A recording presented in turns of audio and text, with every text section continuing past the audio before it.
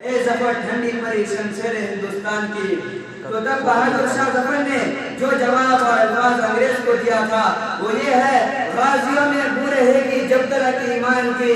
کہ غازیوں میں بو رہے گی جب تک ایمان کی، تخت لندن تک چلے گی تیغ ہندوستان کی۔ صدر اعلی وقار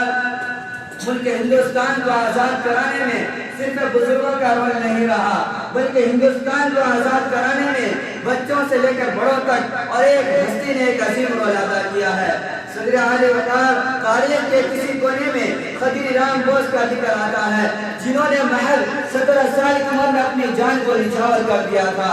صدر اعلی وقار آج آپ کو ہر طرف سے آزادی کی مبارکباد پیش کی جا رہی ہے اور دیش بھکتی کا ثبوت کیا جا رہا ہے، لیکن حقیقت میں اصلی دیش بھکتی تو وہ ہے جہاں پر کسان تپتی ہوئی دھوپ کے نیچے پورے ہندوستان کے لیے اناج پیدا کرتا ہے۔ اصلی دیش بھکتی تو وہ ہے کہ سرکاری ملازمین سرکاری دفاتر میں رشوت کے بغیر کام کو اپنی ذمہ داری سمجھتا ہے۔